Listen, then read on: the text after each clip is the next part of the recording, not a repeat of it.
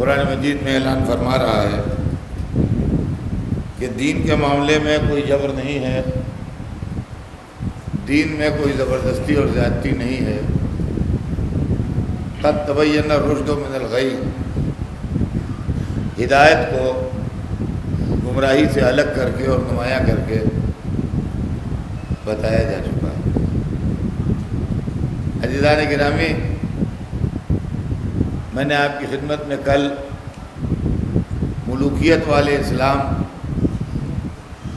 اور رسالت والے اسلام کی تصویریں پیش کی تھیں،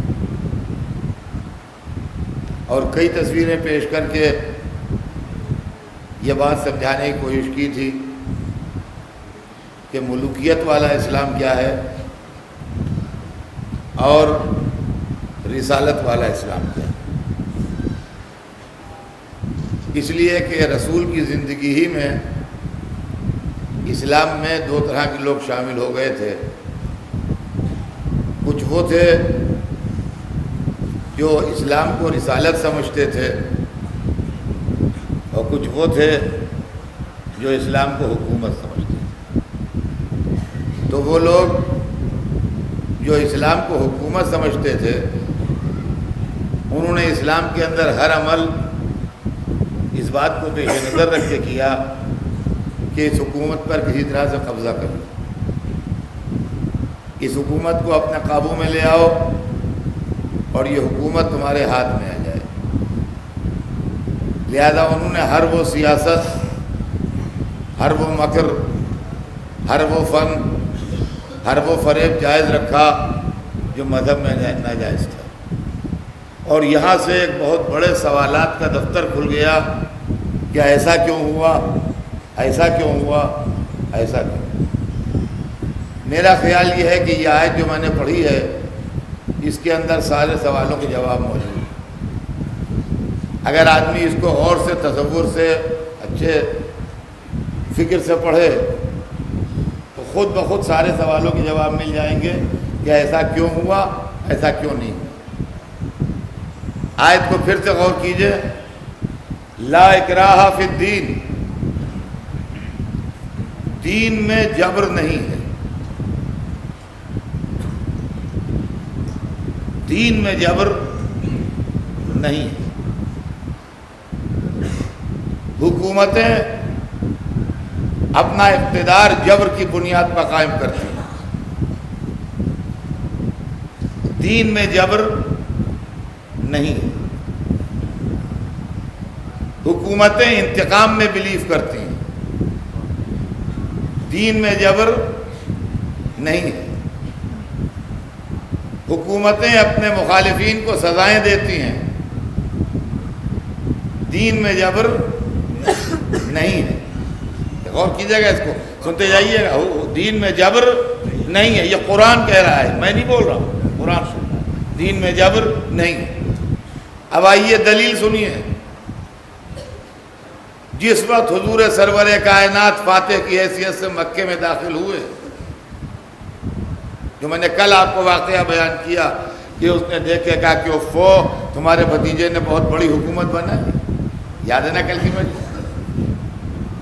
جب سرکار مکے میں فاتح کی حیثیت سے داخل ہوئے تو مکے میں وہ عورت بھی موجود تھی جس نے حمزہ کا کلیجہ چبایا ہے، وہ غلام بھی موجود تھا جس نے حمزہ کے پہلو پر نیزہ مارا ہے، وہ مرد بھی موجود تھا جو زندگی بھر رسول اللہ کے خلاف لشکر لے کے آیا ہے۔ لیکن ان سب باتوں کے باوجود قرآن کہہ رہا ہے دین میں جبر نہیں ہے۔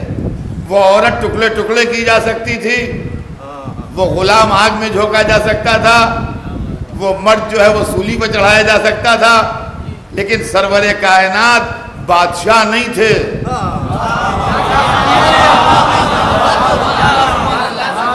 وہ رسول تھے۔ تاریخ سے پوچھئے اور پڑھیے تاریخ، جب کوئی فاتح کسی شہر میں داخل ہوتا ہے تو پہلے اس شہر کو خون سے دھوتا ہے، پہلے سروں کے مینار بنتے ہیں، پہلے گھروں میں آگ لگتی ہے،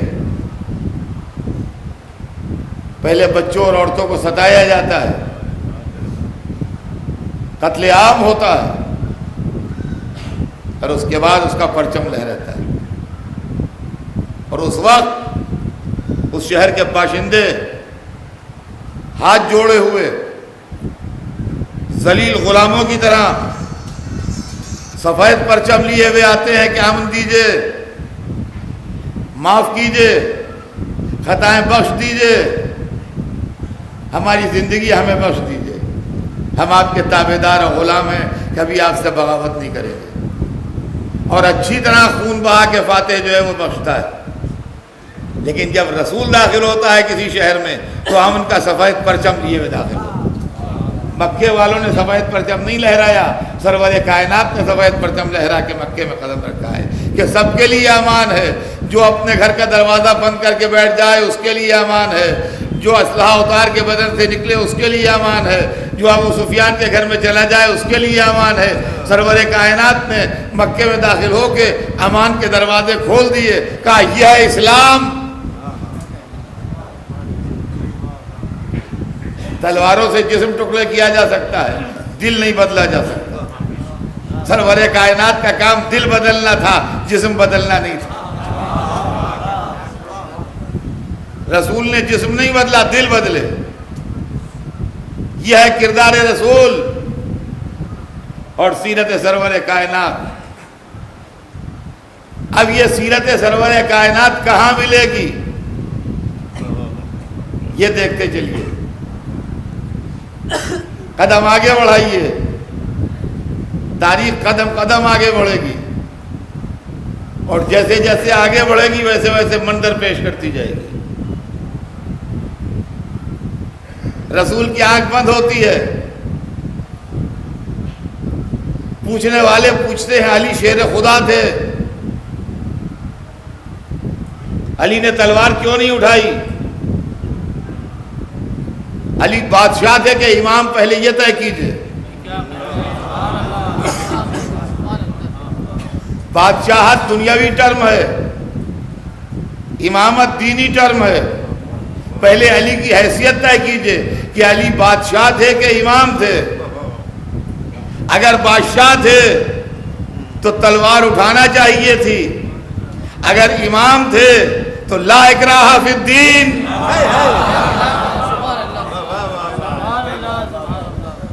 علی تلوار سے کیا منواتے؟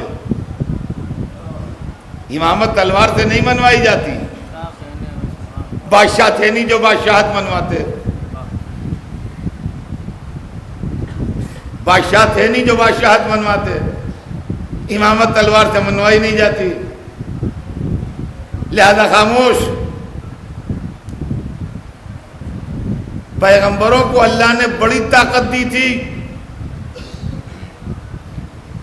کس کی مجال تھی جو ابراہیم کے ہاتھوں میں رسیاں باندھ لے؟ خلیل خدا تھے۔ کس کی مجال تھی جو موسیٰ پر ظلم کر لے؟ کلیم اللہ تھے۔ کس میں دم تھا جو رسول اللہ کو وطن سے نکال دے؟ حبیب رب العالمین تھے۔ لیکن اللہ والے مظلومیت کے ذریعے حجت تمام کرتے ہیں تاکہ دنیا کی سمجھ میں حق و باطل آ جائے۔ قد تبین الرشد من الغی، ہدایت کا راستہ کیا ہے اور گمراہی کا راستہ کیا ہے۔ علی بہت طاقتور تھے، لیکن پھر بھی گلے میں ریسمان ستم آئی۔ ایسے موقع پر لوگوں کو علی کا شیر خدا ہونا یاد آتا ہے۔ یہ کڑی ہوئی روایتیں ہیں، یہ ہم نہیں مانتے۔ بھلا کس کی مجال تھی جو شیر خدا گلے میں رسی ڈال دے؟ بھلا کس کی مجال تھی جو شیر خدا گھر میں رسی ڈال دے؟ ارے شیر خدا تو بعد کی بات ہے، پہلے خدا کی بات کیجئے۔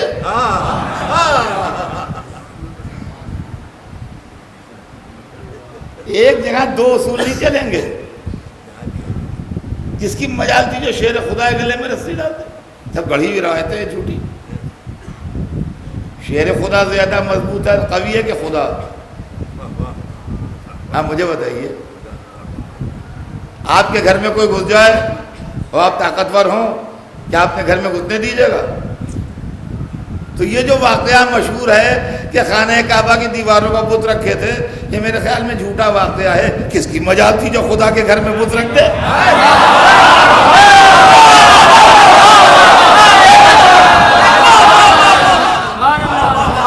کس کی مجال تھی؟ اللہ اللہ اس سے بڑھ کے کون؟ نہ کسی رسول کے پاس طاقت ہے اللہ سے زیادہ، نہ کسی امام کے پاس طاقت ہے اللہ سے زیادہ. سب سے بڑا طاقتور تو اللہ ہے، اور اس کے گھر میں لات و حبل بیٹھے ہیں. اتمام حجت ہو رہا ہے. قد تبین الرشد من الغی. کیا کس کی مجال تھی جو علی کے گلے میں رسی باندھ لے؟ کس کی مجال تھی جو علی کے گلے میں رسی باندھ لے؟ شیر خدا تھے جناب.